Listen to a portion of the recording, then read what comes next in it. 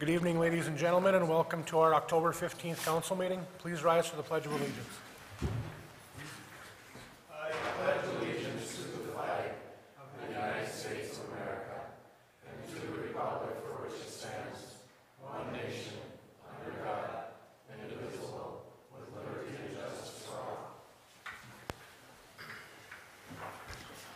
Roll call. Mr. Oja? Here. Mr. Meneghini? Here. Dr. Hayes? Here. Mr. Gottstein? Here. Mr. Babalani? Here. Need approval of the minutes of the regular meeting of October 1st. Any additions or corrections? There was one correction. Under 12-183, the bottom number shouldn't have been USA Blue Book, was it?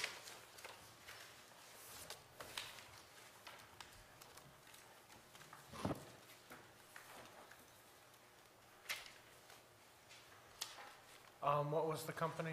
Joe, do you remember? I was reading. On the minutes, Was it Lake approval State Roofing? 18182? Lake Or State. 183. Yeah, okay, it says USA Blue Book. That was the only correction I had, but other than that, correct that, I'll make a motion to approve the minutes. Support it. Motion made by Dr. Hayes to approve as amended, supported by Martin. To fix it. It was Lake State. Roll call. Mr. Meneghini? Yes. Dr. Hayes? Yes. Mr. Gottstein? Yes. Mr. Babalani? Yes. Mr. Oja? Yes. Approval manifest 2012-20 in the amount of $458,827.65. Mark, any questions? I have a couple here. Page 1, about 3/4 of the way down, Scott Kenny for $6,000. Is that like an annual or a semi-annual amount for the audit? The total bid was 19,000, Okay, and he's just started, he had just started, this was like a progress billing.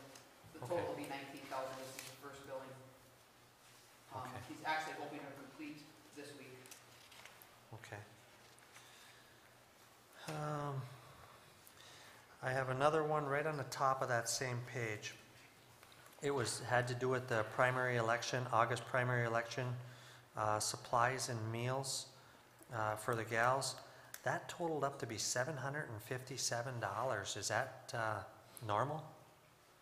What is that? Is that just meals, or what is that, Trish? Maybe you- That's everything. That's for the ballots. Trish.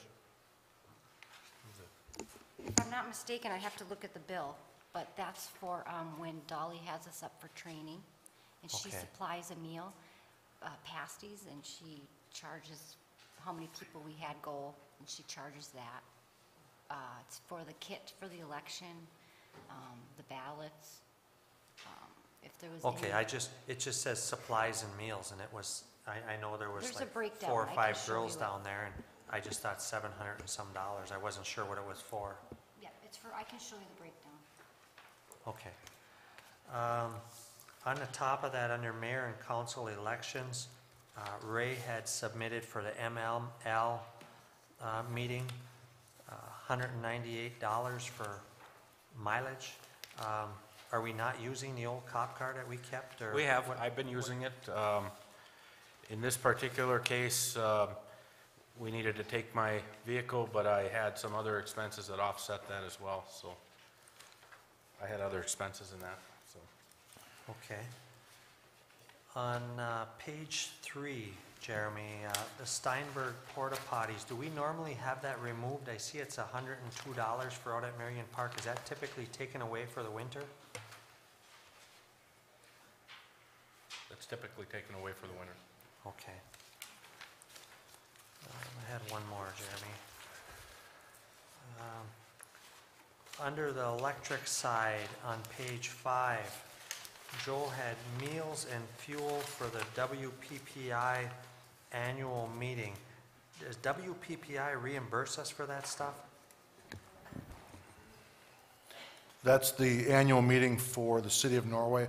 I go as a representative. I'm the director for Norway. We appointed that several years ago. And those expenses are on the city of Norway.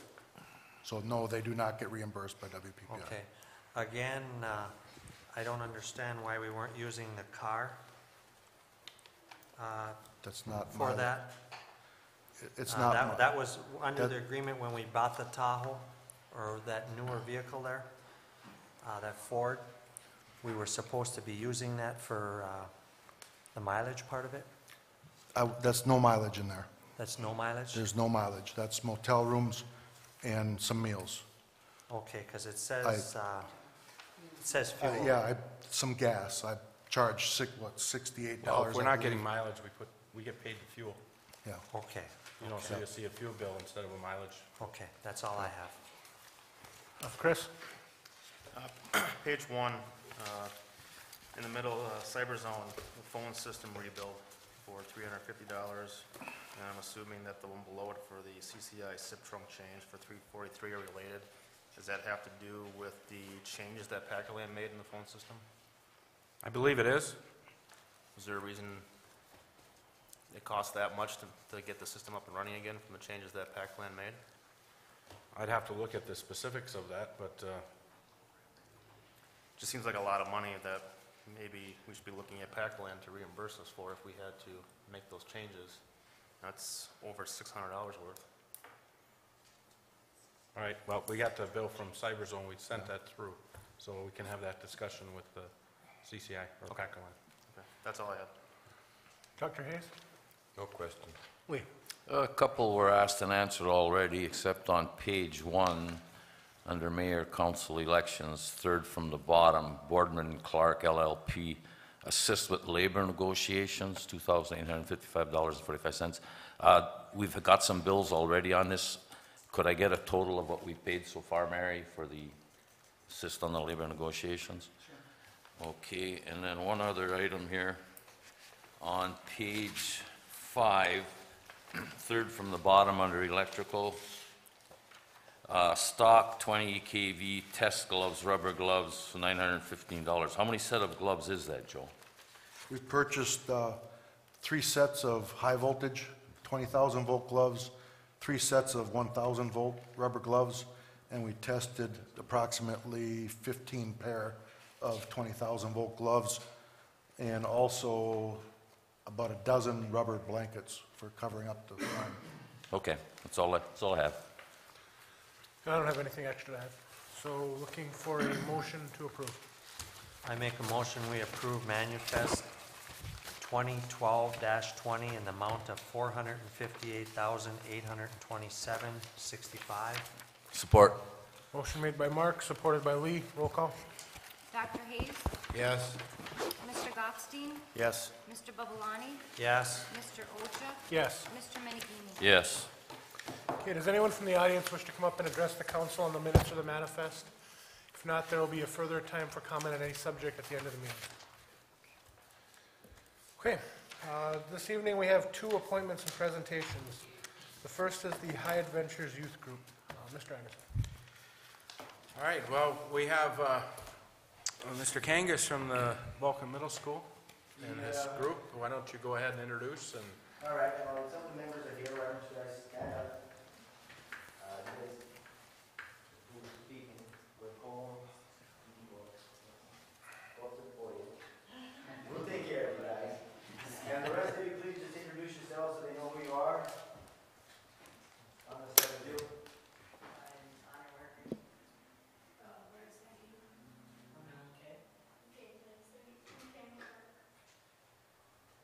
These are some of the members that went to Iowa Royal, part of the school, and through Bill Harris and his group, and along with Mrs. Friedfeld, they provided us with a lot of guidance. Mrs. Bellman and myself went as the teachers from the school, and they had they had quite a few things that they had to do when they came back. They had to write a multiple number of thank you to various people. Half the group gave a presentation to the school board last Monday, and this half is going to give a presentation to the city council this week. There's some flyers that the gentlemen are going to pass out, and after which, if you have any questions for them, feel free to ask. There's also a short video that will show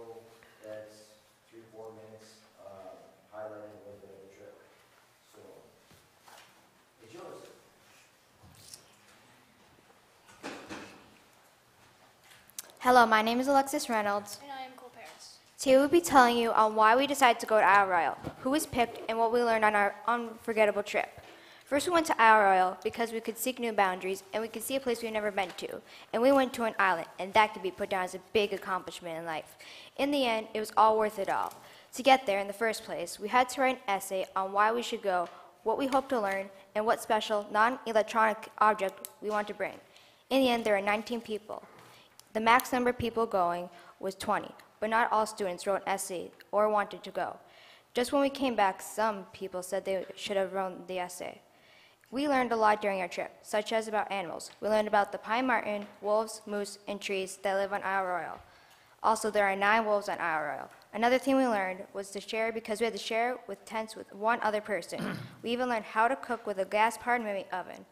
Within the whole trip, we had to make our own food. Some of the foods were ramen noodles, mashed potatoes, rice Alfredo, and other foods. And every morning was a blast with hot chocolate, apple cider, and coffee. Some things we did is we hiked to a place called Hugging Cove. We saw Canada and we got to climb on rocks.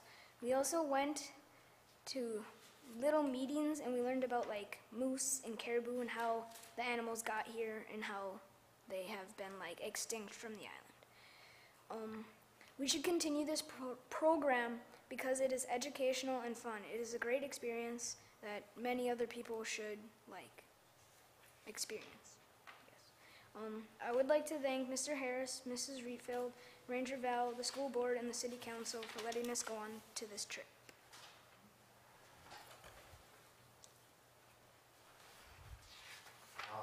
We can show the video, or you can ask if you have any questions. Order, I don't know if you have any specific questions for any of the members. No? Little highlight video of some of the things that they experienced. We also pointed out that while they're there, they were still required to do all of their schoolwork. So it was not just a vacation, this was during the school year. And they had to keep a journal for the English class. We kept up with the math lessons. They had some different science activities that they were required to do too. So I mean, it was quite a commitment on their part. It wasn't, just to go, they had to do a bunch of things. And while they're there, they learned a lot of material. Plus, they were still responsible for everything that was happening in school. So they should be very proud of themselves for accomplishing all that. I think it's easier to learn outside of the classroom. There's something about being in nature that makes for great learning.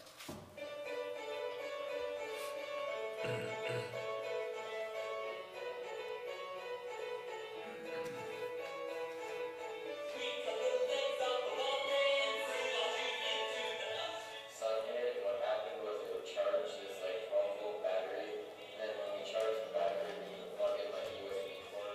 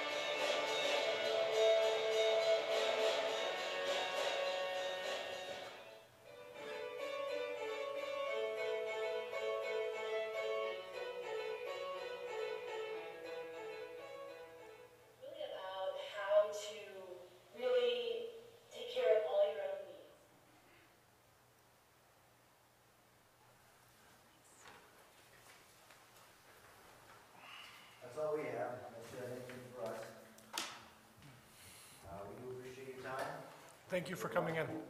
I have one little comment, Kevin. I noticed you had the staple for survivors, the ramen noodles. Yeah. If I don't see him anytime in the near future, that's fine. No, the kids were very well behaved. They represented the school and the town in an appropriate manner. We were very proud of them, and this is something that we would consider doing again in the future if at all possible. I think they learned a lot. You know, I learned a lot. That was the first time that I've been there. So it was a good experience, and it was a lot of fun. Thank you.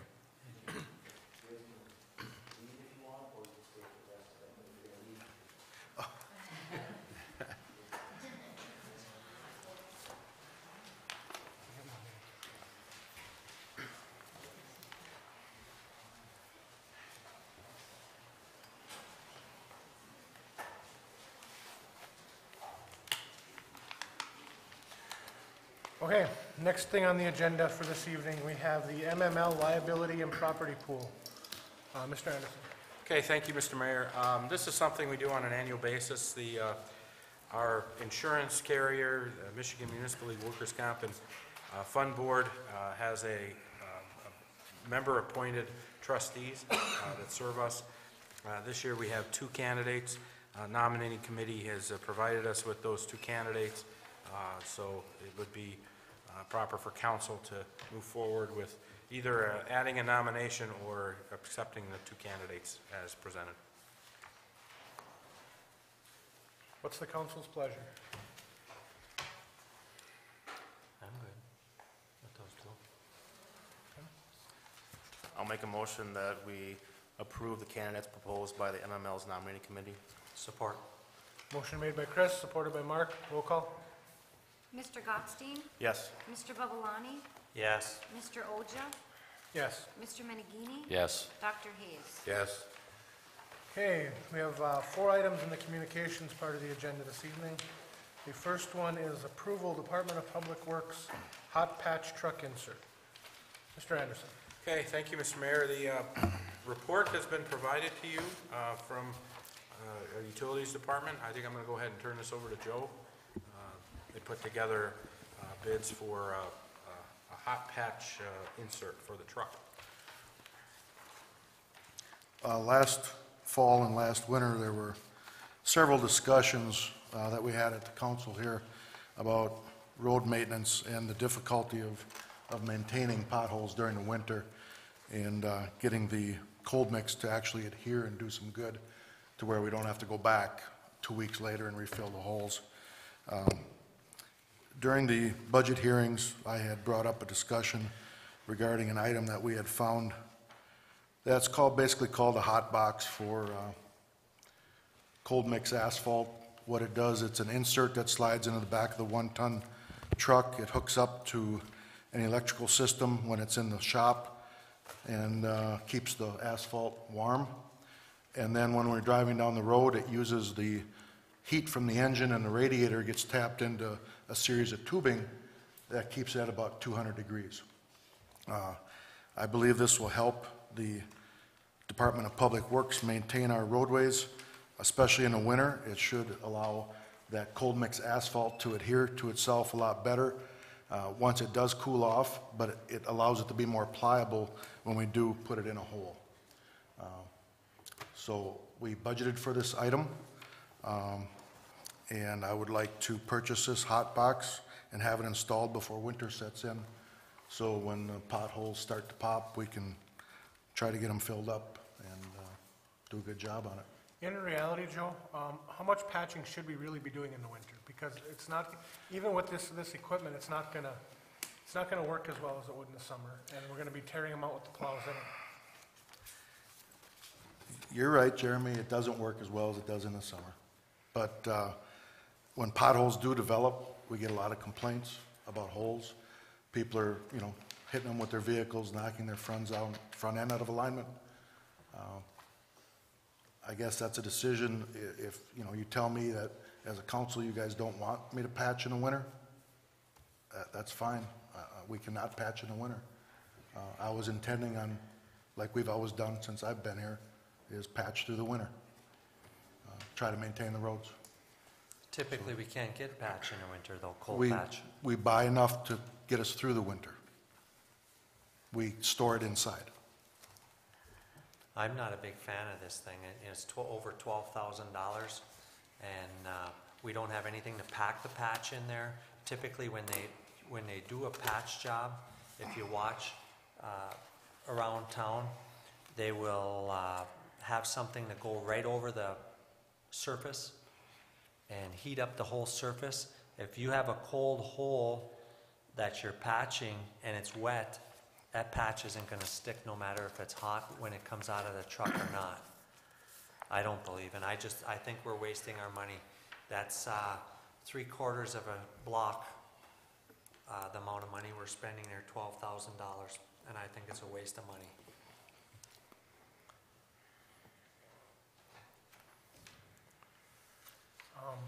Anybody else? Is this something that we're gonna use year-round, or is it just a winter only? No, it would be used year-round, yeah. We don't have anything to pack the patch into the hole even, and I think that's a bigger problem than the patch coming out of the truck.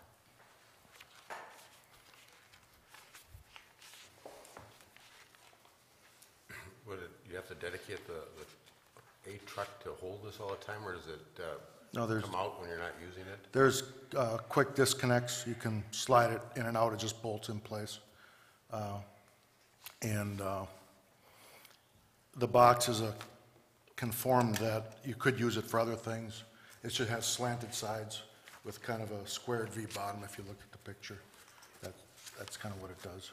And then there's a trough on the back side where it goes into, so you don't have to pick the shovel up so high. There's a little box that's a little lower, a little easier to shovel it out on the road.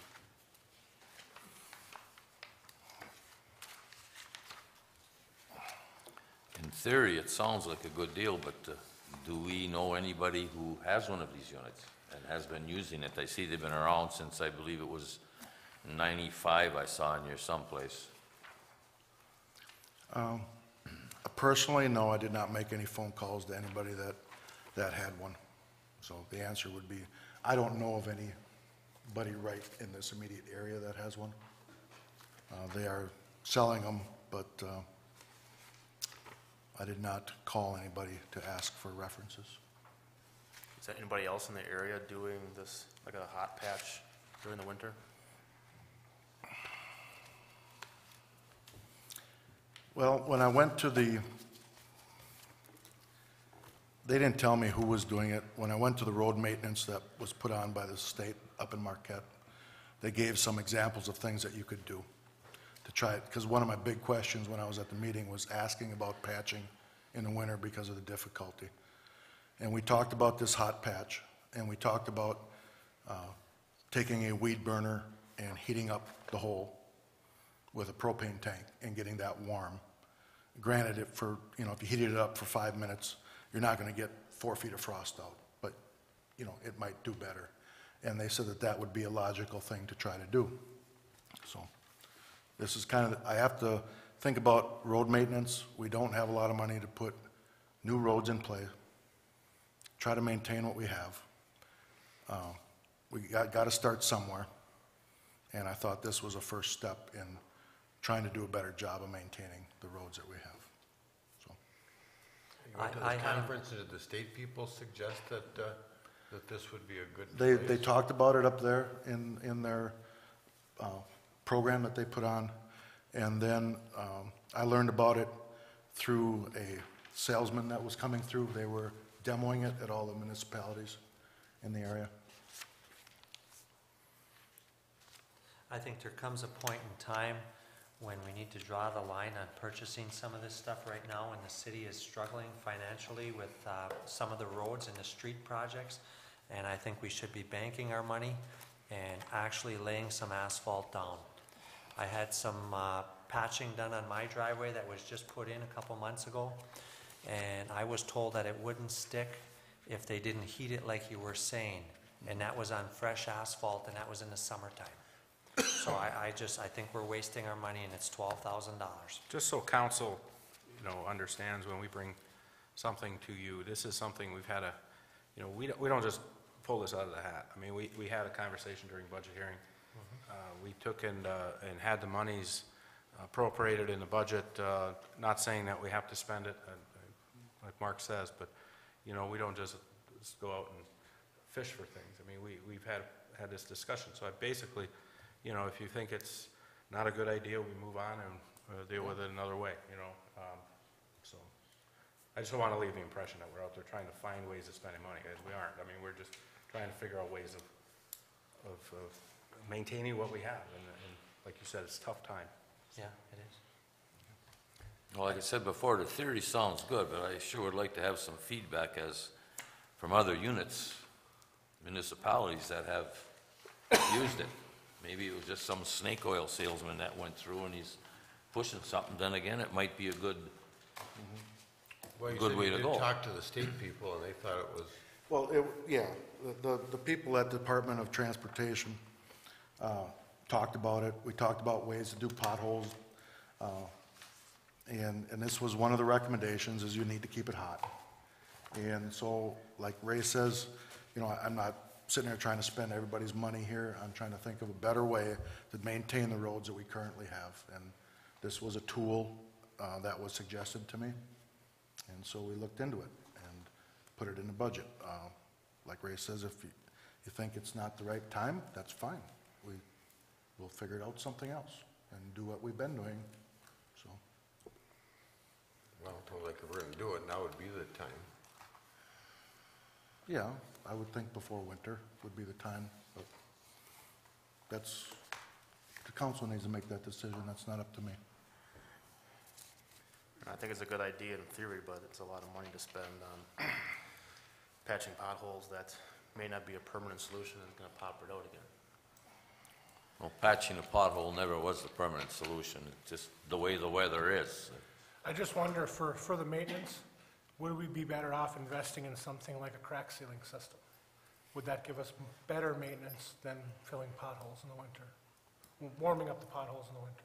Well, when you look at, you know, how we grade the roads and how we evaluate the types of fixes, your crack sealing is dealing with roads that are, you know, not far from being new. I mean, it doesn't take long for a crack to develop, and then all the way through to fair, because they do excellent or good, fair, and poor. Once you get past fair to poor, you're into the potholes and you're into, you know, I don't think crack sealing is going to help. So I think in theory, the question you're asking is, crack sealing actually will save your road and save money down the road. No pun intended. You know, it'll save you more in the long run, because once you're into fixing potholes, you have pretty much a failed road. You know, unless there was some structural damage that happened, but and then we usually cut it out and put a larger patch in. So, I mean, hopefully that answers your question. I mean, that's.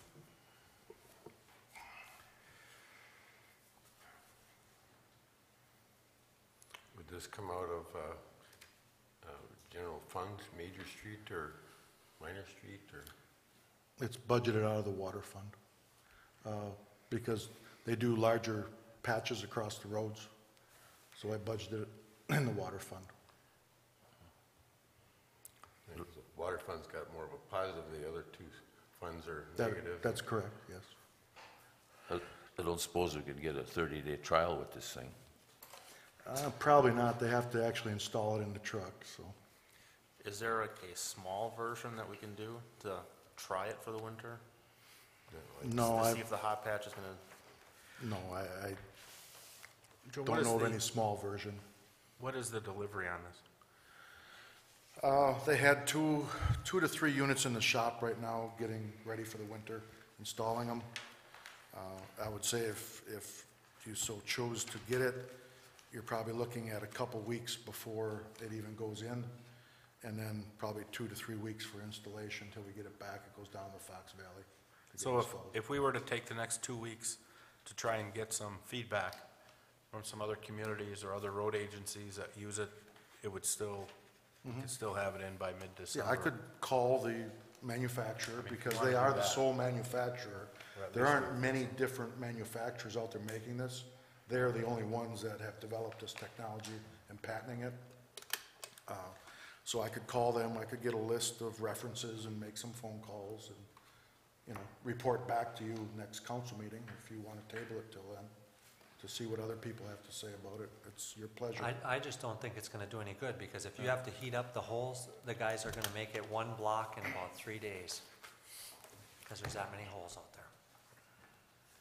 And I don't foresee that stuff's gonna stick, and Well, we're I think we doing should just patch hold sealing off. now, so we're trying to just improve the job. You can't leave the hole there till spring, so seems to me it's a good idea. It's just the cost is the big question. Because I think we should do something. We want to, I know I don't like it when I hit a big pothole. I think we should keep filling like we're doing and save the money and start doing a block at a time and getting it done right. You know, we're still going to end up with potholes no matter what we do. But we were patching them before we had the machine, Doc. Chris, Lee, what do you think? Do you want to hold off for 2 weeks to get some feedback? or- Yeah, I'd love to get some Or do you want feedback to on move it. I tonight, mean, one way or No, another? I think that's the reason. like I said, and it sounds good, maybe the feedback will be it's no good. Then again, we'll have to look at the Yeah, cost of it. I'm okay with the feedback. I mean, I don't necessarily need to hear feedback on this particular machine. I'm more interested in hearing feedback on hot patching in the The winter. process. Yeah, Yeah, okay. yeah. Are we gonna need something to pack the stuff into the hole? Because when the cars go through, it pulls it right out of the hole. Yeah, I would agree with you, Mark. I think it's going to adhere better than what it did when it was cold, because the oil's going to be warm and the tar in it is going to be warm. It'll stick better to itself and won't come out of the hole as fast as it did before. The reports I was getting last year, and Jeremy brought this up to me on several occasions, that we're in there patching, we throw the cold mix in it, they back over it with the truck tire a little bit, and they're gone, and 2 days later, the hole is there again. The cold mix is laying everywhere. That cold mix costs $100 a ton to purchase. A ton of that cold mix is the tractor backhoe that we have, the scoop bucket that's on the front of that one of those is a ton. So it's $100 a ton. Last summer, in the heat of patching, we were doing about 8 tons every week and a half to 2 weeks. We were putting 8 tons on the roads. So it's an expensive venture. I don't think we should be just throwing cold mix out there in the winter and then 3 days later filling it again. It's a waste of money.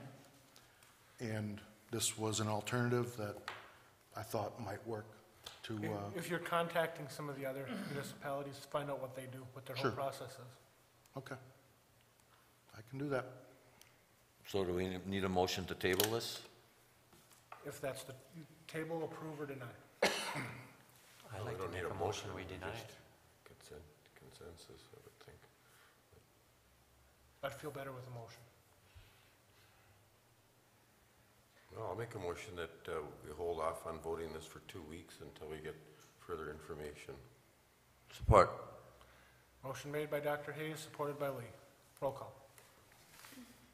Mr. Babalani? No. Mr. Oja? Yes. Mr. Menegini? Yes. Dr. Hayes? Yes. Mr. Gottstein? Yes.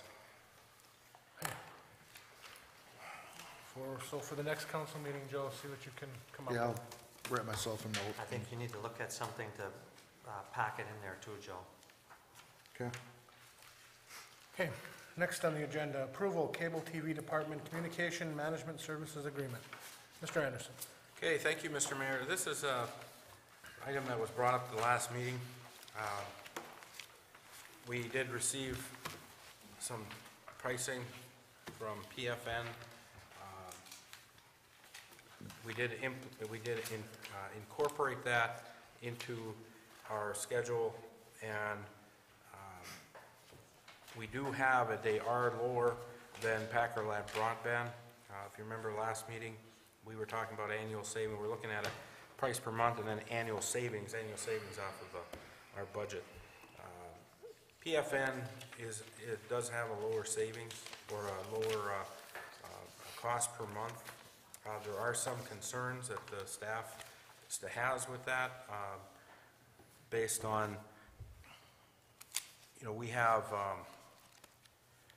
now kind of worked out some of the wrinkles out of our contract with Packerland. We've got some concerns moving away to a new entity, and we're concerned that we're going to have to go back through those wrinkles again. You have to decide whether or not the savings is worth going back through for our customers, because we can almost guarantee that there's going to be some hiccups in the transfer over. If you remember, 3 years ago, we did talk about on the video and on the internet side, where when we entered the agreement with Packerland, that part of the business plan was to move away from owning some of our own equipment and working in these agreements with Packerland or CCI. If we accept PFN's quote, we would have to buy our own CMTS, and there would be a time period in which we have to get the equipment and then reprogram it, and then we'll have the maintenance on that. We can do it. I'm not saying we can't do it, but there's a little bit of a concern in the schedule there as well. We did talk about that at the last meeting as well, that we're pretty much at drop dead. I mean, we have to make a decision so that if we do move forward with having to buy equipment and getting a program, that we get that done right away. Laid it out in my report. We can entertain questions at this point. I know for me personally, in the past, I've had a lot of issues with Packerland with the way they've handled the customer service to us, communications with us. From a couple years ago, has that improved? Well, I think so. I'm going to turn it over to Joe, because, I've done quite a bit of work with Packerland myself, with some phone calls and some communications on that end. But Joe, on a daily basis, has been working with their tech group, trying to put together, I would say, an improved communication process. So go ahead, Joe. Tell me. Take that. 2 years ago, I was totally frustrated with the Packerland experience, like most everybody in this room it was. We contacted Joe Esbrook, who's sitting here, and had John Jamar, the owner, come in and sat down and had a heart-to-heart downstairs and said, here's what our issues are, and this is what we need to see fixed. Several months passed after that, still a little bit of stumbling, but with some improvements. Then they went ahead and changed some of their staffing on their end, and since those changes have taken place, I've seen a great improvement in how we are treated and how our concerns are addressed in our customers. I feel that they're doing a substantially better job of addressing our problems at this point. Also, some of the things that we were promised in the beginning when we took on this venture of having a phone have come to volition. We now have a diagnostic system that we can put in play as soon as I get them in for the training, and we can do things that we were promised several years ago that now we can do. And yes, it's taken a very long time, but it has come a long way. And I'm of the same mind as Ray, that we only have 2 people in that department. They have twice as many daily work orders and installs as any other department here. They're probably my busiest department as far as installs and disconnects and changes and just the daily little things that they need to do. And to take on owning your own technical equipment, although we could make it probably happen, but it wouldn't come without some issues.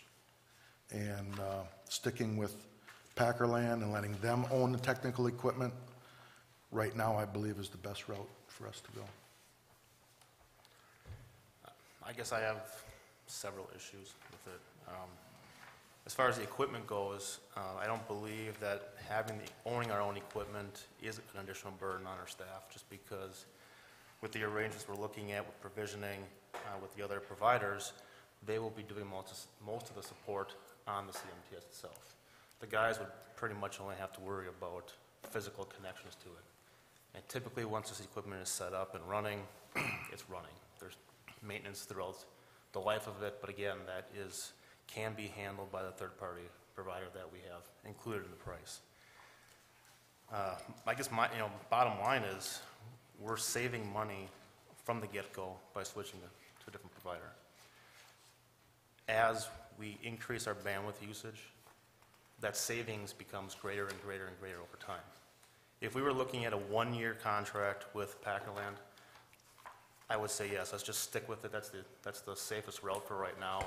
Reevaluate this again in a year. But to do a 4-year agreement with Packerland, it's going to end up costing us a lot of money through those 4 years. Our bandwidth usage keeps going up. It's going to continue to keep going up.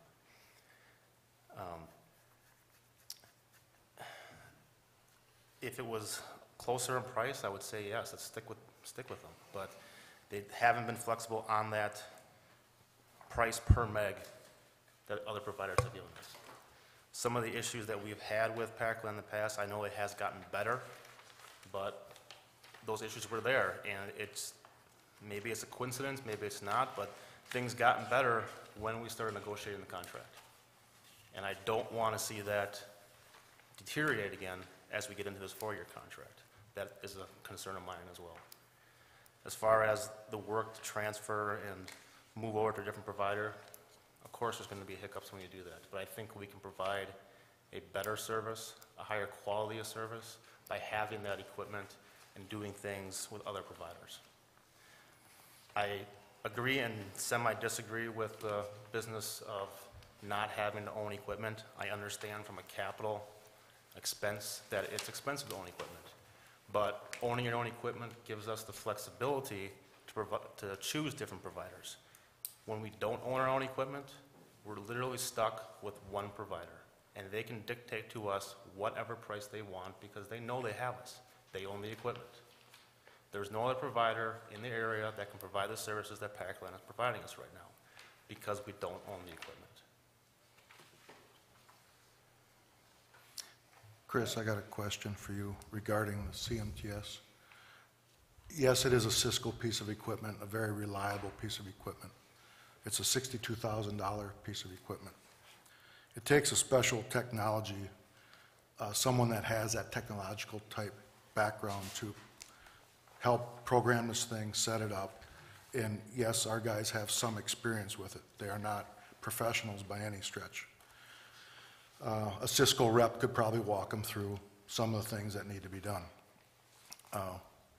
What about longevity of a CMTS?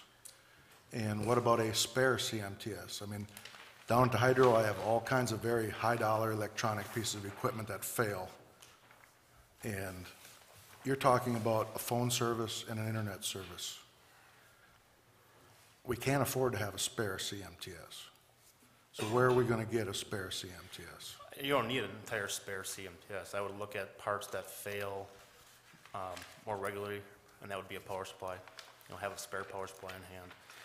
Typically, it's best to work with a vendor that would have a spare part that is typically a blade that goes bad in a CMTS, maybe $30,000.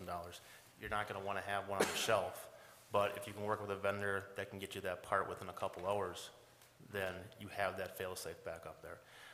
Working with the equipment, it is very reliable. I'm not saying it never fails, but it is very reliable. What was the other?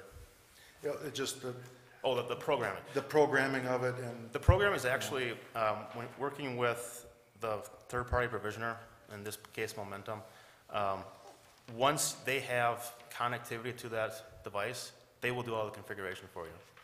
They will log into the device, they will set up the configuration as long as the techs have the physical connections done to the device and gives them the information they need that they're going to already know. Momentum will take care of that configuration for you. Personally, My feeling is that I don't want us getting back into owning equipment. We made that decision a few years ago that we were going to get away from that. And we're still seeing $44,000 a year savings with Packerlands. It's not the same 57 that we're seeing with PFN, but it's still $44,000 over what we're paying right now. And I don't feel we should go back in that direction. I think we're going to be moving backwards at that point. We decided, the council before decided that we wanted to move forward and not have to own the equipment. Because with that, like Joe said, you have to have some expertise, you have to have engineering contracts, like what we have with Krause, somebody that can come in to maintain that CMTS if we need them. And between having to own equipment, maintain equipment, replace equipment, I just don't think it's the right way to go for us. Is there any way that we can shorten up this 4-year contract? Like Chris had mentioned, 1 year. That would be a question for Mr. Esbrook, sitting right there. The leadership already shrunk it from 5 years to 4 years. And, for us, we have to, it actually is very intensive to run this equipment. A digital head end costs $1 million. And we provide a lot of savings to the city by piping the digital system down here. Could you come up to council? Okay, thanks, Mr. President. All right, so, well, first of all, I'd like to thank the city for your business over the past 3 years. It has been both a learning experience, but yet a very high-tech experience developing the product. You remember a while back, you guys invested a lot of money in your cable infrastructure. And it's much like your electric infrastructure, where you had to provide, a good quality platform to deliver services to the residents in the community. And as far as the question that came up was, can we shorten that contract? Again, we did shorten that up from 5 years to 4 years. And again, we have to plan for this technology as well. And for us to be able to provide the cost that we did provide at the rate that we did, we had to extend that to 4 years. Now, I'm not sure exactly about the cost of the bandwidth. I think we're kind of comparing apples and oranges, because we have a package deal.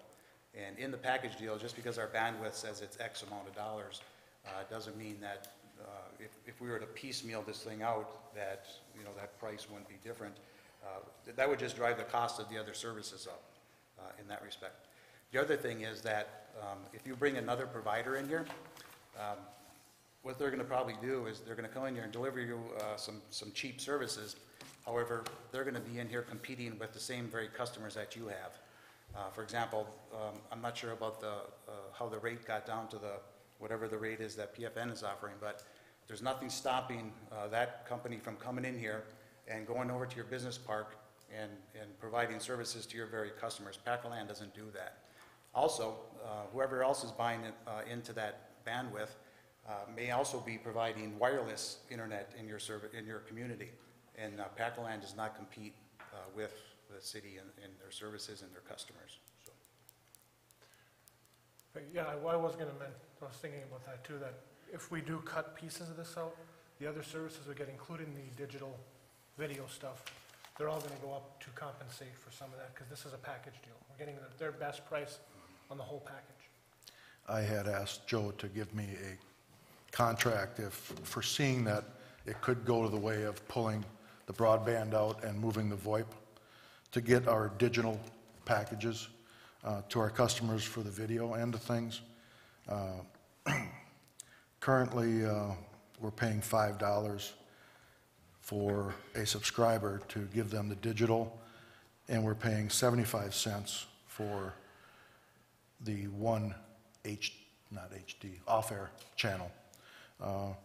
In the contract, if we pull everything out, like you said, and it's grouped, it'll be, the digital transport goes to $19.45 a subscriber, and then goes to $1.75 per subscriber for the off-air broadcast, if we want to continue getting that from those folks. So, I guess I got to agree with Jeremy. I think we'd be stepping backwards if we started getting our own equipment, and we don't have the personnel for that and the knowledge. And I think Packerland has treated us fair. I agree with Lee. I'd like to see us shorten it up, maybe to 3 years, if at all possible. Joe, I have been talking to Ray and Joe over the last 2 years, because I know, and I talked to you about this when you were downstairs, my concerns. And from what I've been hearing, things are a lot better, even with the ladies in the office, when they have to call in, when they have to do things. So I have to say, I do have to commend you, the improvements you're making in the service end to us as the city. Well, thank you. I know, the city of Norway is one of the very few city cable systems that is still in operation. And that's done because of these two guys here, but also the support of folks like you, Jeremy, and the board. I was in the basement, facing the wrath of George when we were going through these issues. And we got to remember, you guys launched phone around the same time Charter did. And you guys were on the leading, we call it bleeding technology stage. And there was a couple of hiccups we went through there. And you know what? I replaced, personally, not me out of my own checkbook, but Packerland replaced 350 telephone cable modems out of our own pocket to switch that around to make those, we launched with the Cisco modems, and we had to go with the Aris because of the way it was better formulated for telephone. And, we did that, and then we gave the whole, the residents of the city of Norway a free month of service to make up for that. We have people that live in the city of Norway. The last time I counted, I think there's 14 folks that pay taxes here in the city of Norway that work for Packerland and CCI Systems. And I stopped counting at 14 because I know there's a lot more because there's 350 people in that building up there.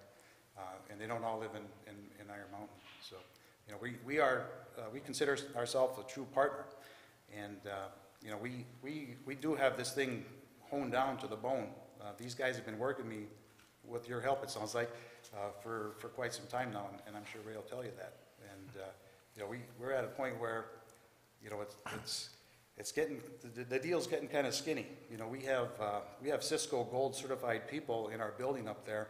These people make, and I won't tell you their names, but they make in excess of $150,000 a year that work on these things. So, I mean, these things are, they're not like a computer per se where you can dabble in them and work on them.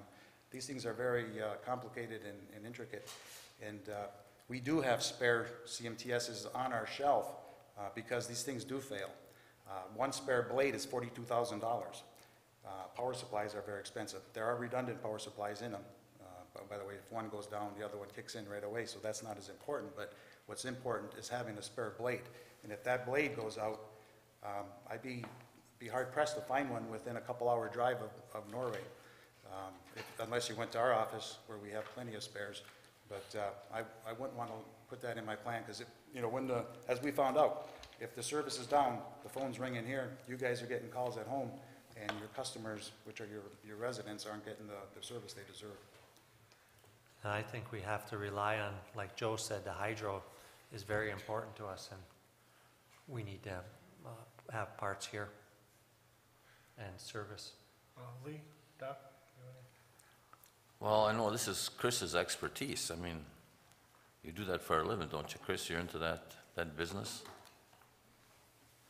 And I really would like to see a shorter agreement.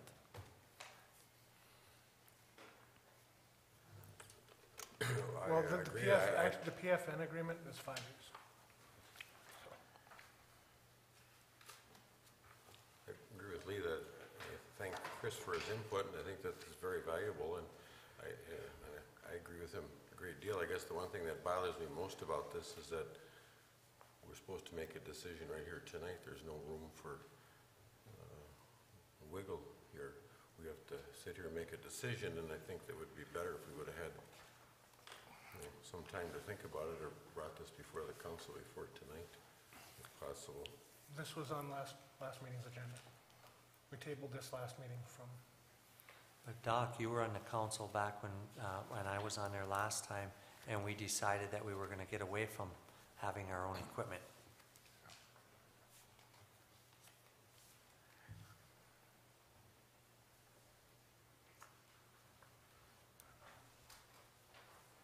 Any other questions, comments?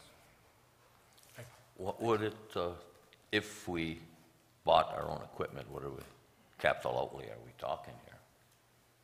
That was built into the price. Yeah, Lee, if you look at the spreadsheet, and you do the breakdown, if you look at the far left column, you'll see, like the fourth one from the top, CMTS monthly charges. This is a reoccurring charge under the option 1 and option 2 for Packerland of $3,276 a month. That's, they own it, they fix it when it fails, and we just pay a prescriber fee. Then you go over to option 3, option 4, and option 5, and option 6, which you'll see $2,417.64. That is if we purchase our own, and I do a lease purchase through a Florida firm that specializes in this type of purchasing. It's a 3-year lease. After 3 years, it would be paid for. Then you go down further into it, and you look, I guess the next big one of note would be the block of IP addresses. Currently, Packerland supplies us with all of our IP addresses and takes care of the email for us on our internet clients. If we go our own route, we'll have to purchase our own block of IP addresses, and in a 3-year period, that comes to $167 a month for that. And that never goes away. And VoIP vendors, you're looking at, obviously, Packerland for option 1, option 2, at $3,982 a month, and that's built off the current amount of subscribers we have on our phone system. The Packerland deal on the per-scriber basis is less expensive than the Momentum. As you can see, it's $5,979 if we switch to Momentum. So I tried to put this together as a whole block and lump sum, if you will, of how this thing would have to develop and what the savings are. So it varies in each option of what we're talking about.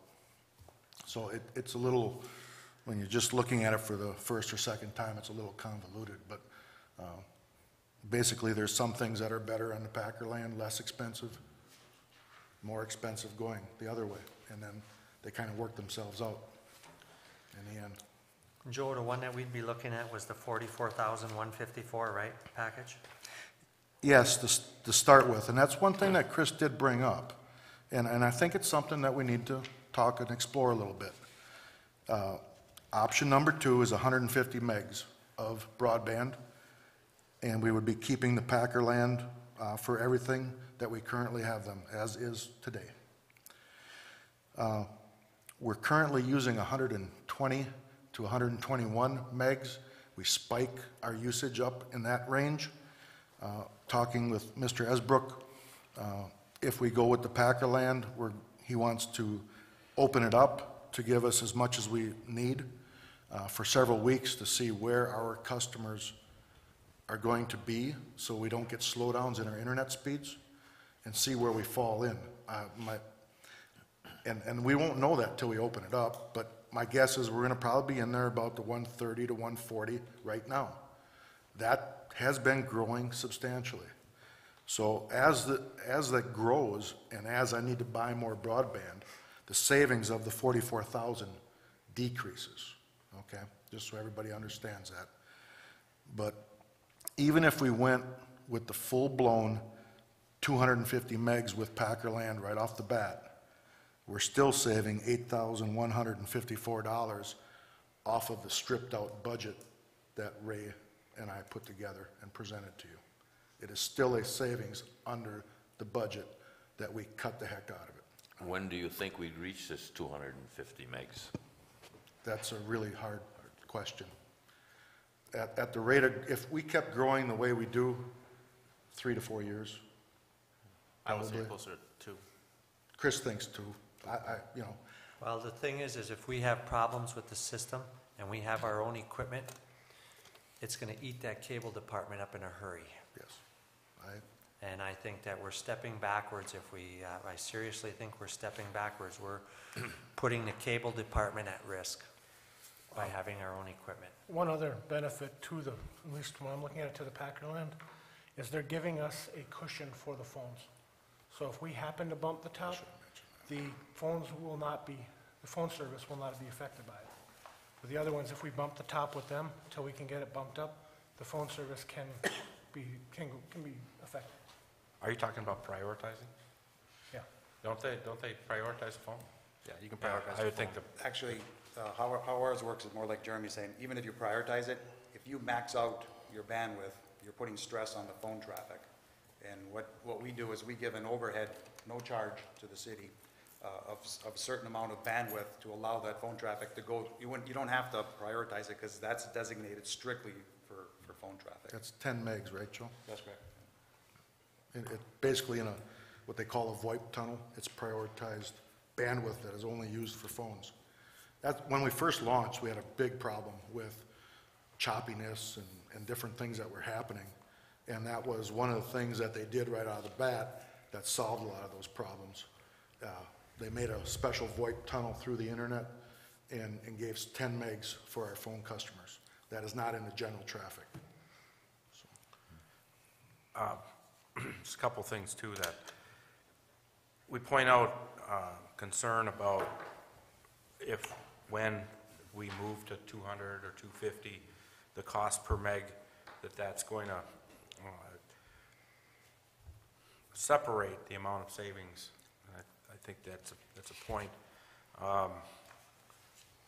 But also, we've seen a steady increase in our phone customer base. So in just the opposite fashion, we'll see there's a divergence of saving. PFN's or Momentum's cost is higher than Packerland, so we'll get more saving on increased phone customers on a regular basis from the Packerland proposal. But I just wanted to, my question, well, trying to think how to say it. You know, our concern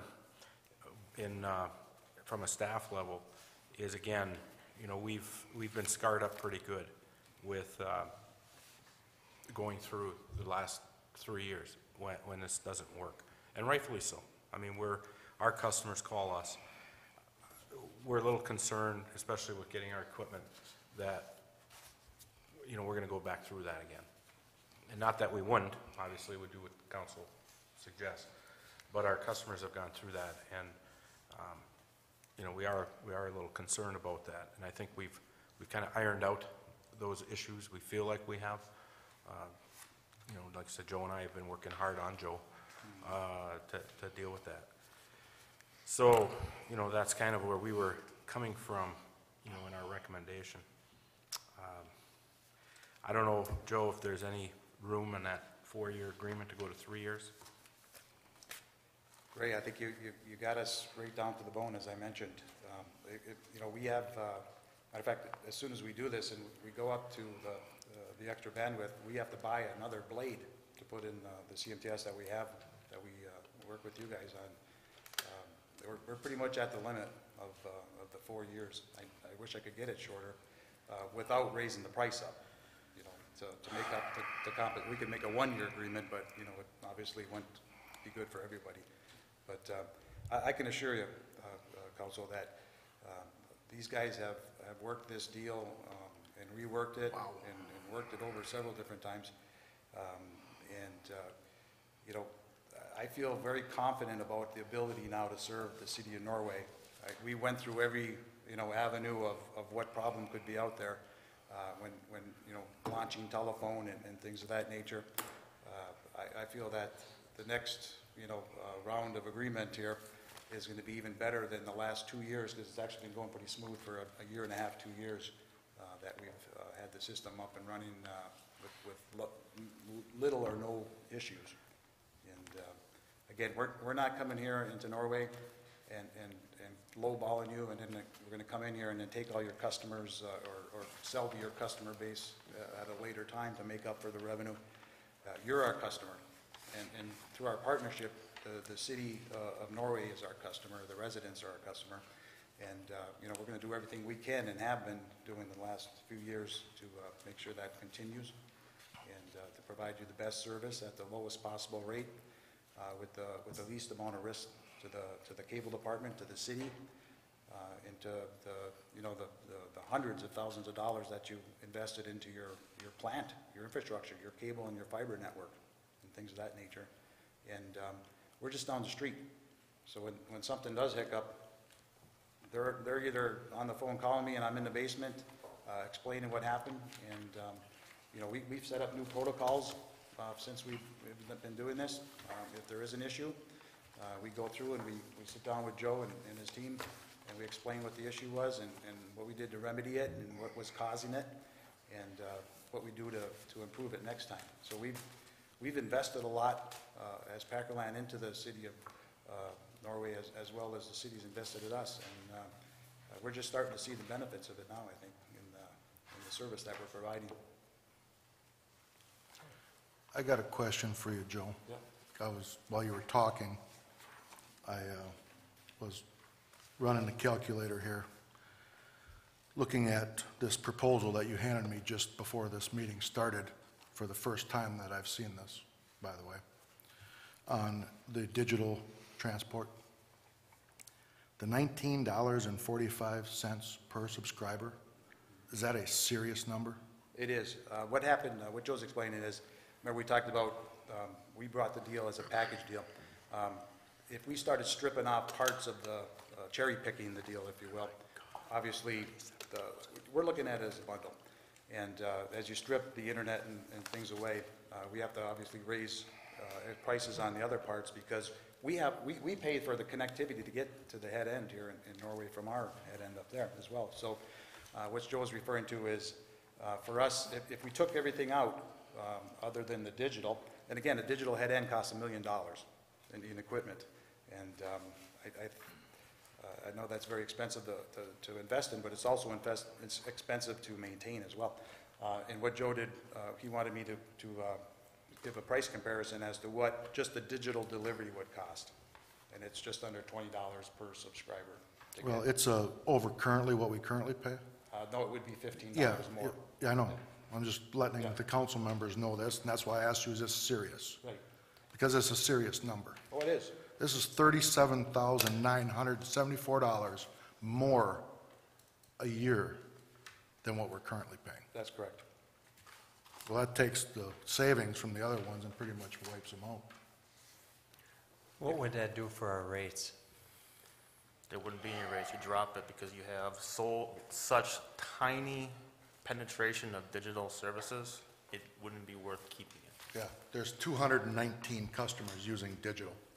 We would Actually, probably discontinue the digital service. you actually have more like afford 100. to sell it. You have 100 unique customers using digital, not including your pay services, the other ones there. Okay, well, I just looked at the billing and I was told there I was mean, that's 219. been an argument of mine, why we're not pushing digital services, because the industry standard for penetration on digital should be around 30 to 40%. We're like 5%.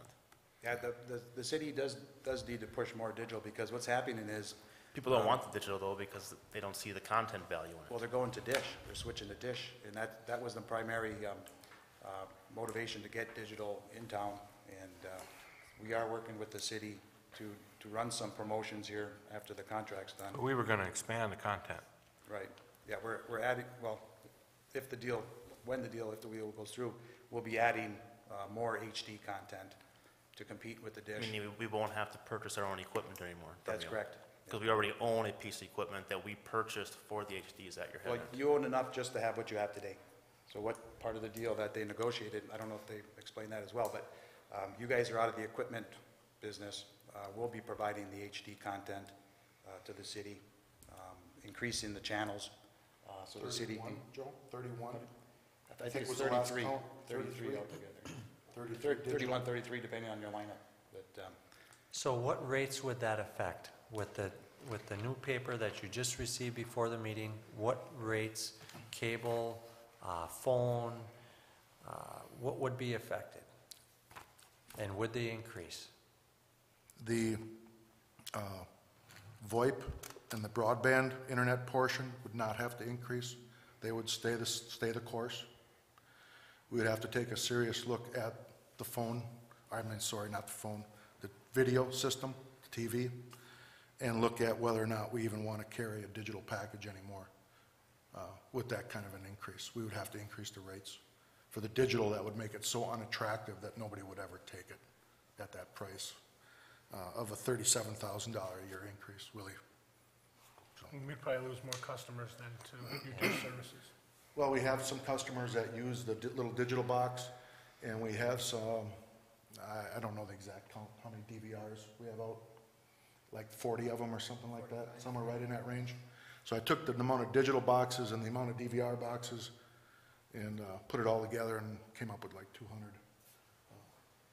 is what I looked at the billing. Maybe I'm wrong, but. So the only time we would have to increase the rates is if we kept the digital system. If the digital system, if we didn't have enough customers for the digital system and the digital system went away, we wouldn't have to increase cable rates. Is that what I'm hearing? Well, your cable rates are gonna eventually have to go up. Eventually they would, But I but, mean, in this you know, contract that's we have, I know eventually they're gonna have to go Yeah. up, but in this contract, you If do we away go with the digital Packer line. Land, well, we don't have, they won't be, they won't have to be. What's that? That's Jim? if we go to PFN. If we went with Packer Lands, we wouldn't be raising. If we went to Packer Land, we're not raising anything. This extra $37,000, Mark, is just to transport the digital channels from Packer Land to Norway to give to our customers. That's if we move from currently Packer Land to PFN with our broadband and Momentum with our VoIP services. so if we stayed with Packerland, No there would be increase. no increase and we wouldn't have to purchase any equipment. Nope. I think that's a no-brainer. We're stepping backwards and sacrificing the cable department if we do anything But else. again, you're at the mercy of one provider that can provide the services to us. And they can charge whatever they want for the next 4 years and beyond, because we don't own any equipment, and they're the only provider. These rates are locked in for 4 years. Those rates are Those locked in, those but rates are also, locked in for 4 years, except the fact that they include in the contract a maximum of 5% increase per year in those rates. Actually, the internet is locked in. The internet and the VoIP is locked in, but the Yep. other services, 2, 3, and 4. And that's only because it's a meager cost of living, and Ray, I think you explained, it's not even cost of living, it was consumer price index, which Consumer is price even less index than the increase. cost of living. It matches the consumer price index, the increase, not to exceed, if it went to, if, let's say CPI went to 10%, they could only increase it 5%. Right, with a maximum. But the- Otherwise, they follow that CPI. but the cost of the equipment, if any of that equipment failed and we owned it and we had to turn around and purchase it, the cable department would go bankrupt. We'd be lot of- sacrificing the cable department. It's a lot I of think money. we should go with it, and we're locked in for 5 years, 4 years, 5 years for the or other. 5 years, excuse me, 5 years. Well, this is Packer Land's 4 years. It's a 4 years. four-year agreement. 5 years with for the- Packer Land. We started out 5 with years 5, with but the they other folks. Yeah. chewed it down to 4 already.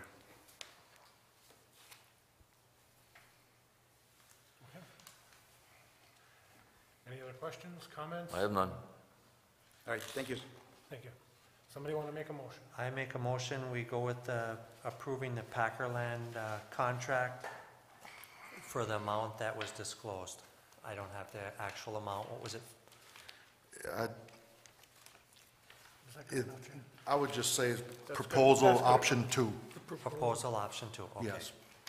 I'll make the motion. I'll support. Motion made by Mark, supported by myself. Roll call. Mr. Oja? Yes. Mr. Menegini? Yes. Dr. Hayes? Yes. Mr. Gottstein? No. Mr. Babalani? Yes. Okay, next on the Can agenda. I make a comment now that we voted? On a lighter note, I may have a little issue with the name Packerland, seeing as I'm a Lion fan and we have a Bear fan here. Well, and I'm a Bear fan too, so Okay. it's, Weren't we getting Fox out of Chicago? We're not Isn't that what we were gonna do? okay, next on the agenda. Resolution 2012-27, a resolution electing to comply with the provisions of Public Act 152 of 2011 and exercising the city's right by selecting hard cap requirements for the act for the calendar year 2013. Mr. Anderson. Okay, thank you, Mr. Mayor. As we talked about late last year and then into the spring, under Public Act 152 of 2011, Council has a couple of options that they need to review on an annual basis as to how we fund health care for our employees. Remember, and it's pointed out in my report, that the default option is what they call a hard cap, which is a fixed amount that the city puts in based on how many single, two-person, or family coverages we have with our employees. And a cap is established each year and increases by the CPI from year to year. By a simple majority vote of the council, option 2 can be adopted, which is an 80-20 option, where the city would pay 80% and the employees pay 20%. And then the third is what they call an opt-out option, which takes a supermajority vote, a 4-to-1 vote by the council to opt out. There are some communities, some organizations that are opting out because of individual reasons within their bargaining process.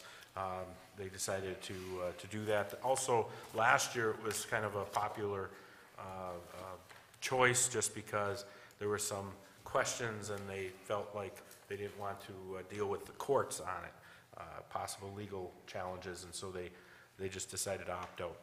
What I have before you this evening is a resolution 2012-27, which it does stipulate in the resolution that the council is choosing the hard cap option. Even though this is a default, and really each year the council really doesn't need to pass the resolution to run the default option, but I thought it was a good idea that we go on record and saying in 2013 this is the option that you choose. Also within that is there's a section which talks about an aggregated method of calculating that, which is basically taking all of your total amount and then dividing that up within the employees based on the aggregated total of the how many families you have, how many two-persons and how many singles. It's more important to note that, you know, you're choosing that hard cap option, which sets our amount that we're going to contribute for the year 2013. And then I would recommend that this time of year, every year, we go through this exercise and review those options again. Okay. Jay, have you had a chance to take a look at this? Yes, I have. I think it's fine, and it complies with the statute. Any other questions or comments? Otherwise, looking for a motion.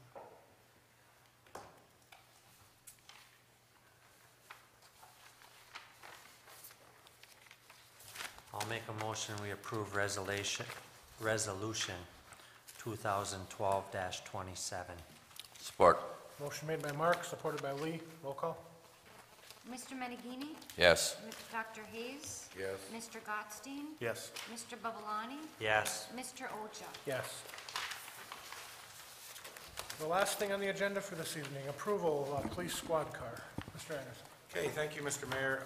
This is something that we've been working on over this last year. Talked with council again during budget hearings, and we've been keeping you informed about our work with USDA Rural Development on the grant component of this, for this vehicle. I have Captain Smith is here this evening, and he did the legwork on this proposal, so I think maybe I'll turn it over to Captain Smith, let him explain what he has for you. And then one thing that we did that I do want to point out is that we did, this is a budgeted item in the 12-13 operating budget. We had $30,000 in the budget. The amount of grant that's in the budget is $12,000. We did receive notice from Rural Development that our grant amount was actually approved at $16,500. If you remember the last time we went through this exercise not too long ago, the way that Rural Development handles this is that the local share is static, and the savings is off the grant. So what I told Fred to do was, when he went through, and our car amount is fixed, that we pulled the Dodge Charger from the state purchasing program. That's at $23,297. That's a fixed amount. But what we have to look at is of the equipment to outfit the car. And so I asked Fred to look at taking that number from 30,000 to 34,500.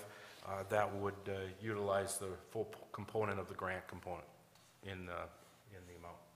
So I'm going to turn over to Fred. He can explain what he has. That's correct.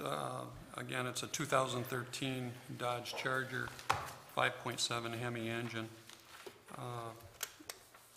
Looked into some comparisons, and I believe you were provided two different estimates on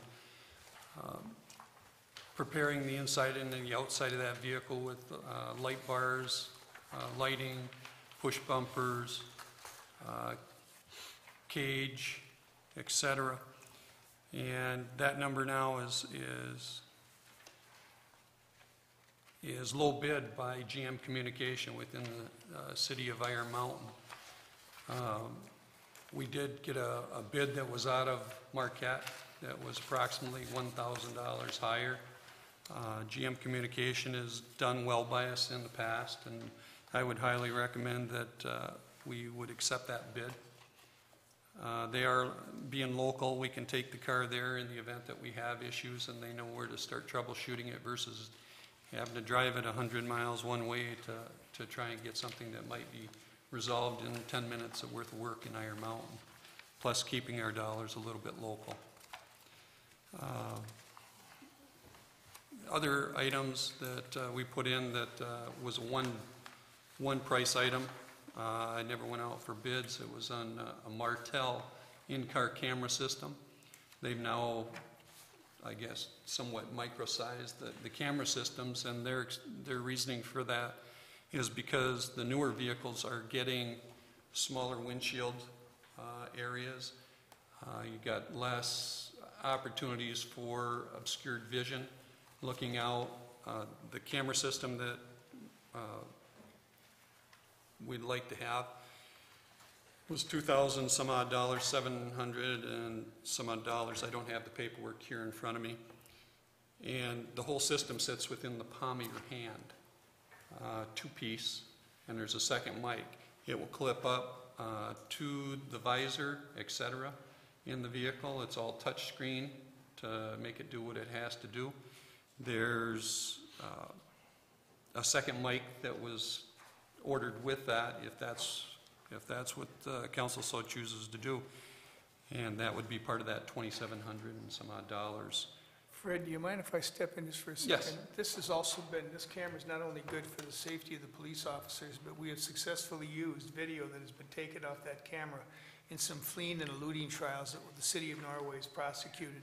And it's been, the judge took one look at it, sat down, and that was the end of it. So it's very helpful, not only for the safety of the police officers, but also as evidence. So I didn't mean to interrupt your No, presentation. that's fine, it's important and to I thank you for bringing that out. Yeah, that's not a toy. It really is helpful.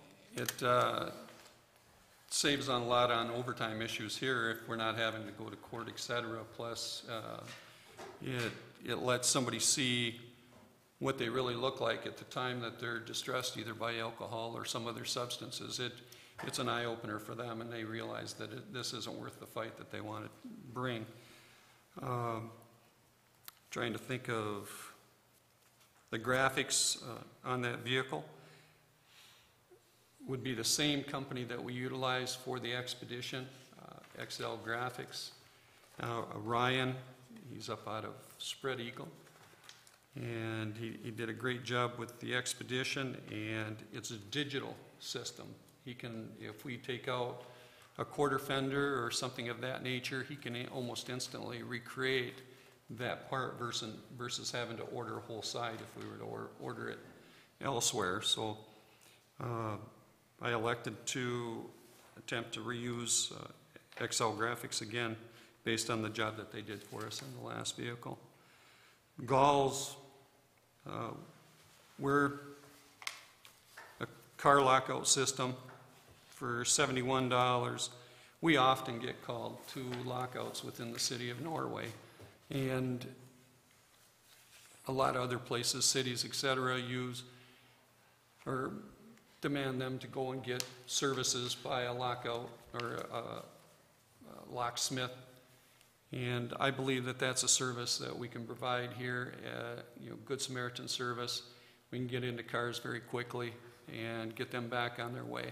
That's a very small service for us to do and say thank you, to them, for their tax dollars. They pay taxes here. We'd like to provide that service for nothing, and I think that the city manager's on line with that as well. And I'd like to see that continue, so we'd have the lockout systems within both vehicles, the Expedition as well as the new Dodge Charger. GM communication, back to the GM communication, that would be the reinstalling from the Crown Victoria radios to the Dodge Charger plus the council. They're taking most everything, and that is a large dollar amount there at $7,571, but they're doing a lot of service for us. They're going to be rerouting, rewiring, and purchasing all of the equipment with us. If they're taking it out of the Crown Vic, which one's going to be the backup car? They're not going to take it out of the Crown Vic. Okay. They're going to be buying a brand new console. That's what we were going to be buying. We have to take the radio system. We would most likely take the radio system from the Impala. If it's the same, we'll move that over. I thought that was the way you were going to go. You said Crown Vic. I just wanted to. You're correct on that. So whatever it is we can take from the car that we're putting out to pasture will go into the new Dodge Charger. Anything else needs to be, we can use that new camera that I just talked about in the event that they want to use it in the Expedition or something else. They say that it's can be moved within 15 minutes. Taken in, taken out, put in. How many cars are you actually going to have in your possession in the police department? How many vehicles? Yes.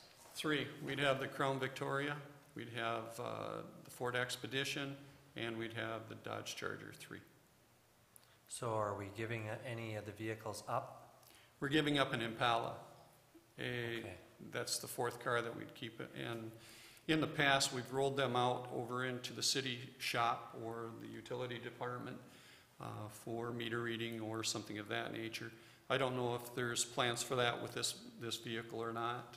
Ray and I have not really discussed that too much, but that's always a possibility, or just to sell it outright, put it in a bid type system. I noticed that we don't have any bids for any other Chargers even. No. Why is that? Because it's a state purchasing program. When you go through, they do the bidding, so they get the best price statewide. Okay. Yeah. I had provided those, or some of the things on the Ford, et cetera, in the last time that I was here, so I didn't think that I needed that. No, we've gone through. We We have gone through in state purchasing before. In the past, and it's been, I think recently, we've opted to move away because what's happened is they had a price per mile that in order to ship it up here, or we had to go down and pick it up. And so we would get a local price to offset that cost of transport. What they're doing now is they're shipping, and they've been doing this now for a number of years, but they're actually shipping that to the local dealer. So like we have a delivery charge of $150, which goes to Iron Mountain, and that goes to the local dealer. So we are in essence working somewhat with the local dealers on these. So then it really comes down to selecting the model that you want for various reasons.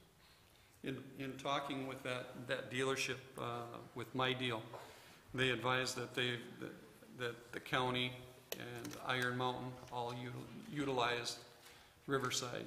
They said that it's called the delivery charge is all, and that they take the plastics off, clean the car up, and it gets in our hands. That there was a mileage that was quoted of $2 per mile one way on the vehicle, so we're saving a substantial amount of money in the direct delivery locally. If we approved it, when do you think we could have the new car? When do I think we could have it? I don't have I don't have any idea. I'm guessing in December. I think that's probably the soonest. As soon as we Yeah, can probably it get it. might go into January. We're not gonna have any surprises. I know when we were in on the last one, we got a surprise with firearms that were adapted to the car, new firearms, and then we had adapted for, I think it was a defibrillator package or something that was kept in the trunk of the vehicle. No, we had the defibrillators, and there wasn't a surprise on the weaponry that went in there. That went before the council as an asked for. Well, it was on a after shotgun. the fact, though. It was after we had approved the vehicle, it was put on there, if my memory's right. I'm not thinking that that's so, but I think I asked for There's- that right up front. And no, we don't need any more weaponry on this. It will be installed with a double gun rack, electric, like we have in our other vehicles, so the guns can move back and forth. Actually, we have enough guns to keep both cars going. Okay. Any other questions, comments? Otherwise, looking for a motion. Their math doesn't add up here, but I make a motion, we approve the purchase of the police car with the delivery not to exceed $34,500.58, but I would also like to see the stipulation put in there that we actually get rid of the other car that's coming off of the force, so it's not to be maintained by the city. It's to be sold. I missed that. I was trying to go over the math here. I would like to see the car that's coming out. I believe the city has enough old police cars and stuff laying around here. I'd like to see the one that's coming off of the force be sold or pushed out of the city hands in the proposal. Well, I think that ought to be separate, but I think it certainly go along with it. Is there a second to that motion? I'd like to separate the two things myself. Okay. Is there another motion?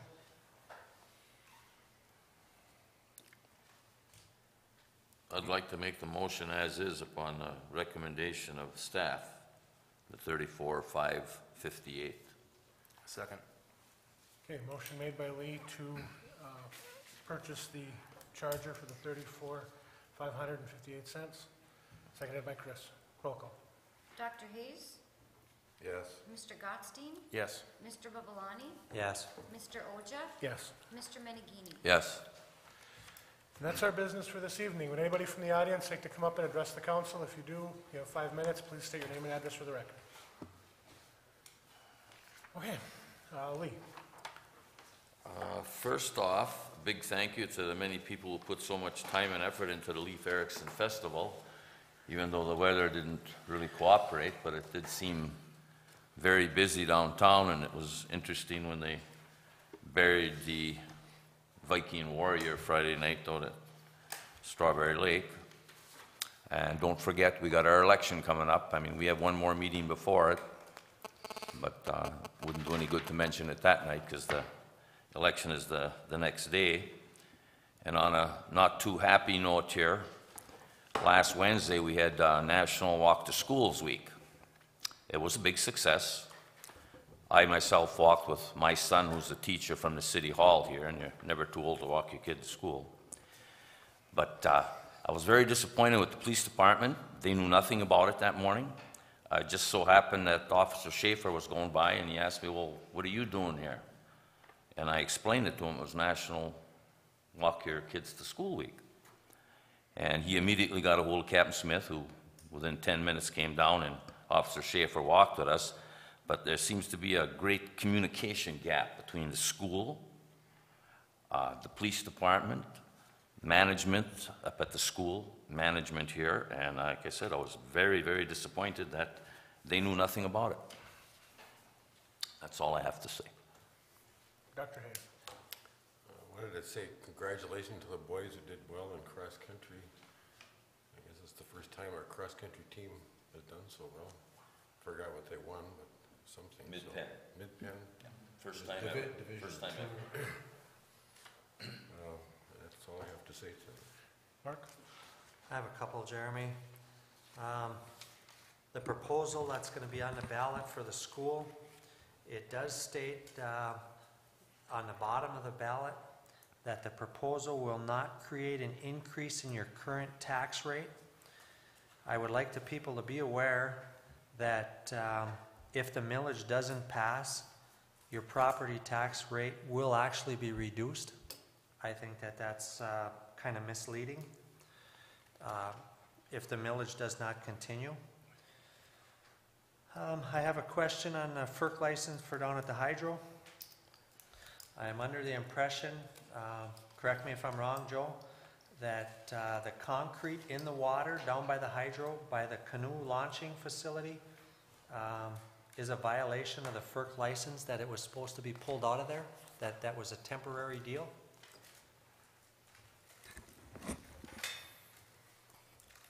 To answer your question immediately, I'd have to look at the license to see what the date is.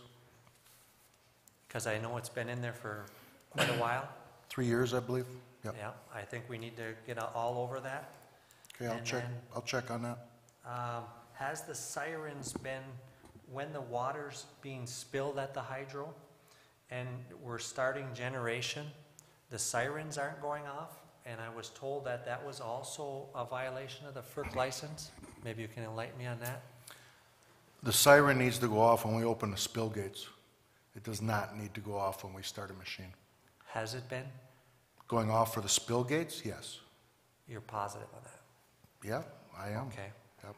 Okay. But not the machines, Mark. Don't, when the machines, we start a machine, we don't set it off. The siren is located out across the island on the main spillway, on the original river. So it's only for the Tanner gates. Okay. Okay. Yeah, I was told about the concrete, and I think we need to be all over that. That's all I have. Chris? I was mentioning in the executive memo about leaf pickup. That's going to be happening this week, Joe? David and I had originally talked, and we were focusing on the last week of the month. The conversation last week went something like this: let's keep an eye on the trees. If it looks like the majority of leaves are down, which today, obviously with the rain, they are down, we're ready to start. We were hauling sludge early last week, had the trucks tied up. The truck should be free now to get the leaf box installed and ready to go. We can do that over a 2-week period, do one collection? Typically, it's 2 weeks we run that. We make a sweep through town, pick everything up, and then people start to rake as they see us come through, and then we go through again. Okay. We go through 2 or 3 times and pick everything up. We can get that posted on the TV channel and on Facebook and posted. Yep, we'll get that taken care of. Halloween trick-or-treating, has that been set as far as when that's going to happen? That's correct. My secretary had asked me about that probably about a week and a half ago, and we put out 4 o'clock to 7 p.m. Okay. I think it's on the TV. Just make sure we get that on TV too. We usually do. I think it is on there. Come on, consent. I have one more. The energy optimization program, what does that entail? I know that's coming off of the electric bills, but I don't know if it has any connection. I was under the impression that it had connection with the rebates, appliance rebates, and that energy optimization is still being charged off on electric bills, and there's no rebates as far as actually through the city. I don't know if what the connection is there. Maybe Okay. touch base. No, go ahead. Okay. A little over a year ago, we had to make a decision to continue with the WPPI program and jump through a bunch of hoops and be responsible for the actual kilowatt hours saved in the community from those monies, or elect to go with the state-run program, which is Efficiency United. And if we go with the state-run program, they're not going to hold us accountable if we don't meet our energy efficiency goals that were set by the Michigan Public Service Commission. We elected as a group here, the council, to go with the state-run Efficiency United program. So monies are taken off of our bills. We collect the money, we send the money down to Lansing. goes into our account in Lansing. Then the state-run program, Efficiency United, runs programs for low-income, residential, industrial, and commercial. And we have a representative, Bob Collins from WPPI, that works with those programs. And we have Efficiency United reps, 2 of them in the Upper Peninsula, that if you contact Efficiency United through our website, there's a link, and you can get a hold of these people. They will come and see you and to get your monies for the appliances and the light bulbs and all the different things that are going on. That's how it works.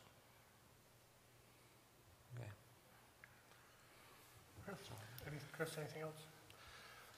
The only 2 things I had were to remind people that fall cleanup is the week of the 13th through the 20th. So have your stuff hauled down to the DPW.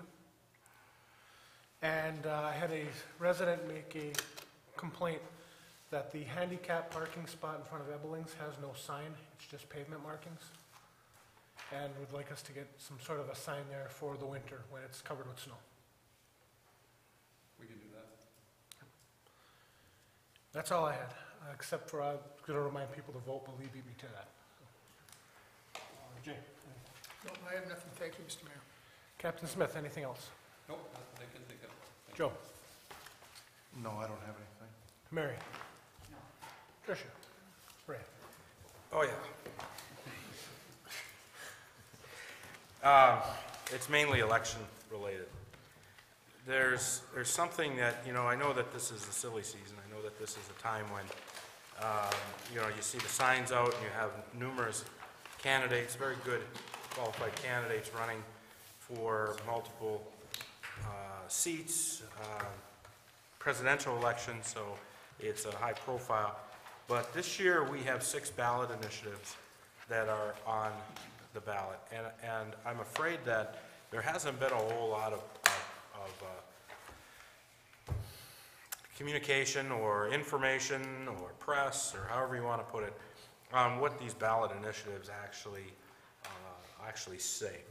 I'm going to be brief because I have a whole packet here. It's part of what made your packet so heavy that I pulled off of a website that I became aware of, which gives some really detailed information about them. But really, the first 3 pages or so gives you a synopsis. I'm going to try and get some of this stuff out to the local paper, as well as maybe some handouts if we could, if people are interested, maybe try and get something on the web. Obviously, we aren't going to do anything from our position. I just want to make sure people are aware of at least the initiatives that are out there. Again, there are 6 ballot proposals. The first one is about Public Act 4, which is the Emergency Managers Act. It actually replaces Public Act 72, the Fiscal Responsibility Act of 72. And again, I don't know if I want to go into pros and cons here, but I just want people to be aware that if you vote yes on this proposal, you keep the current law. It's kind of a switch. It's not a vote yes to agree with the proposal, it's to vote yes to agree with the current law. And the ballot initiative is really put out there to repeal the law. So voting no on ballot proposal 1 actually repeals the current law. Obviously, I have my opinions on why they do that when they put the ballot language together. But that's how that one is kind of a one that you have to keep in mind. Ballot proposals 2 through 6 involve constitutional language. Basically, you approve the proposals, and you will require language to be added to the state constitution. Keep that in mind. Whether or not you agree with the actual details of the proposal, it is going to go into the Constitution. One that I think that we should speak out on is Proposal 3, which is the 25 by 25. That again, it's 25% of our energy needs to be renewable by the year 2025. The city of Norway is in pretty good position on that one because about 60% of our power is generated through the hydro. But statewide, that one could be problematic, and it has to be Michigan-generated power. So there are some real question marks on that one. I would encourage you to research and look at that strongly when you look at that proposal. I think that there are going to be some real issues in the state, across the state, with the utility meeting that 25. I mean, even California doesn't put it in their constitution. So that's the one that you have to kind of keep in mind. I'm not going to go through the others. They're dealing with some of the labor issues and some of the other issues, but I encourage people to look at those proposals, at least look at some of the basics of them, so you understand what you're voting yes on and what you're voting no on. Again, I would encourage the press to put out some basic information. I gave you that packet, Lisa, so there's a lot of good reading in there.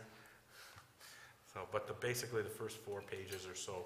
And I can get copies of those and make copies, or you can go out to Citizens Research Council of Michigan. That's where I got this information. So Citizen Research Council of Michigan on the web, and they have this stuff online. So come out and vote, be informed, and look up what these proposals are.